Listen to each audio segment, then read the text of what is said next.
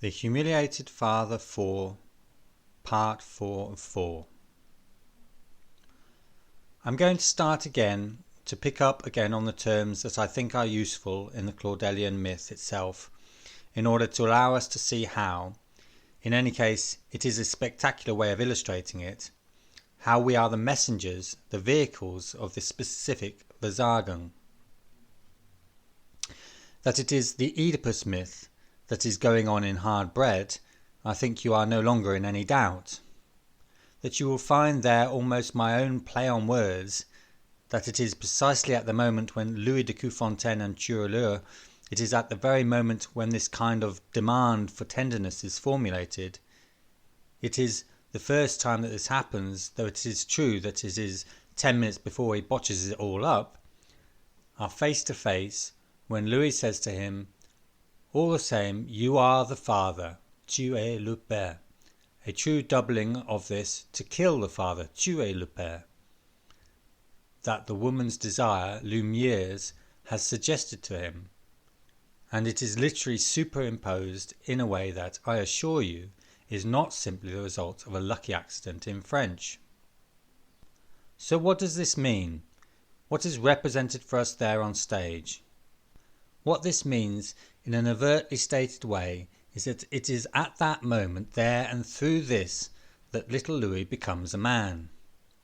Louis de Coufontaine, he has been told, will never have it in him to carry through this parricide, but also at this moment here, he is no longer a useless Eustace, who gets everything wrong and has allowed his land to be hijacked by a bunch of villains and small-time crooks. He is going to become a great big ambassador capable of all the dirty tricks. There is a correlation here. He becomes a father. Not only does he become one, but when he speaks later on in The Humiliated Father in Rome, he will say, "Only I knew him well. He wanted never to hear him spoken of. He was not the man people think he was." Just listen to the treasures, no doubt out of feelings and experience, that have accumulated under the noggin of this old rascal. But he has become the father, and even more than that, this was his only chance to become one, and for reasons that are linked to the earlier phases of the dramaturgy, with it being a very unfitting affair. But what is marked out by this construction is that the intrigue is both at the same time and as a consequence of the fact that he is castrated, i.e., that the little boy's desire, this desire maintained in such an ambiguous way, which links him to the one named Lumiere, nonetheless it will not, to put it bluntly, have an easy outcome. He brought her here by his own hand. He could have taken her back with him to the plain of Matija, and everything would have been fine. They would even have had lots of children, but something happens. To start with, we don't really know if he wants to or not. But there is one thing for sure, which is that the good woman, she does not want to. She has done her take down Papa, then she goes off in the direction of her own destiny, which is the destiny of a desire, a Claudelian character's real desire. For we have to say it, the point of inserting you into this theatre, even if there is for some or others, according to taste, a whiff of the vestry that may please or displease, the question is not there. It is that this is after all a tragedy. And it is very droll that this has brought this gentleman into positions that are not positions created for our pleasure, but we have to get used to them and need to try to understand it. All the same, it's end-to-end tragedy of desire, from the golden head to the satin slipper. Anyway, the character who is, in this generation, the basis of it, the one named Lumiere, breaks up with her ex-partner, the one named Louis de Coufontaine, and goes off in the direction of her own desire, which we are utterly clearly told is a death wish. But through this it is her, it's here that I beg you take notice of the variation on the myth, who gives what exactly? Not the mother, clearly, since that is Cine de Coufontaine. No, there is another who is the father's wife. She is in a place that is evidently not that of the mother when she is called Jocasta. The father, I am showing you is always, in a very clearly marked way, on the horizon of this story. And this impact of the desire that has rehabilitated our excluded son, our undesired child, our cut loose partial object, that rehabilitates him, that reinstalls him, that through him recreates the failing father, well, what happens in the end is he gets given his father's wife. You can see what I am showing you clearly.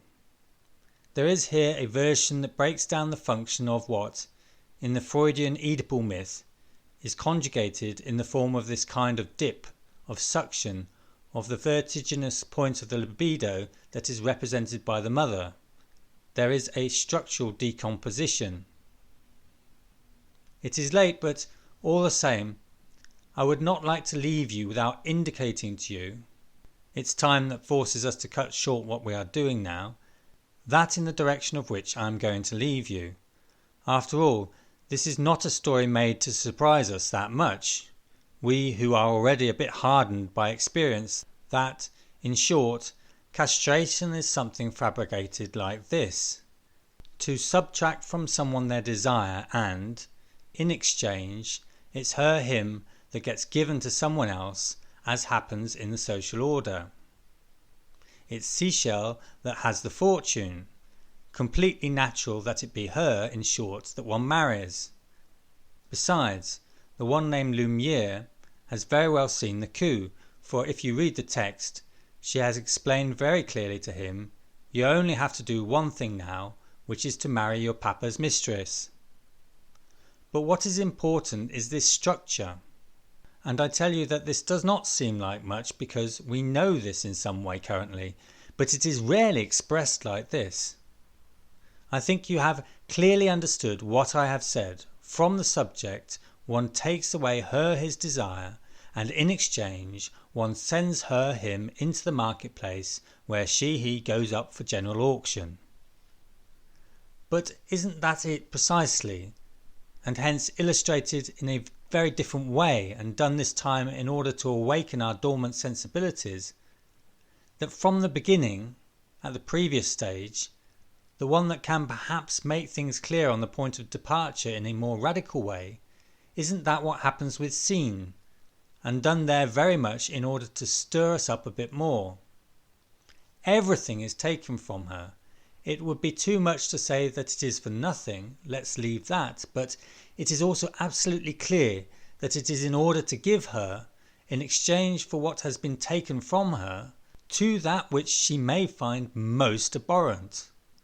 You see, I have been brought to ending in an almost too spectacular way by making a game and an enigma out of it. It is very much richer than the way I am putting it to you as a question mark. Next time you will get to see it articulated in a much more profound way. I want to leave you to dream about it. You will see that in the third generation it's the same coup that is intended for Ponce, except there we are, here it does not have the same point of departure. It does not have the same origin, and it's this that will instruct us and even allow us to pose questions about the analyst. It's the same coup that is meant for her. Naturally, here the characters are kinder.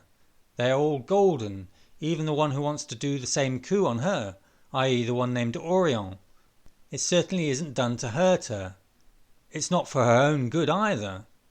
And he also wants to give her to someone else who she doesn't want, but this time the kid stands up for herself. She hooks her Orion in passing, on the sly no doubt, just at the moment when he is no longer a soldier for the Pope, but cold. And then the other one, gracious me, he is a very gallant man, and so he breaks off the engagement. What does that mean? I have already told you that it is a beautiful fantasy. That's not the last word on the subject, but, all the same, in the end it is enough for me to leave the question open for you of what exactly we are going to be able to make of it, concerning certain effects that come from the fact that we enter as something into the destiny of the subject. There is all the same something else that I have to hook up before leaving you. It's that it's kind of incomplete to sum up thus the effects this has on man, of him becoming a subject of the law.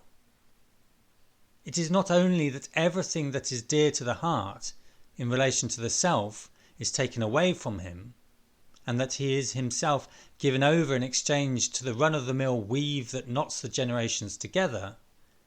It's that precisely because this is a weave that knots the generations together, once this operation, of which you can see the curious conjugation of a minus whose reflected double is not a plus, is closed off. Ah well, he is still left owing something once the operation is closed off. That is where we will take up the question again next time.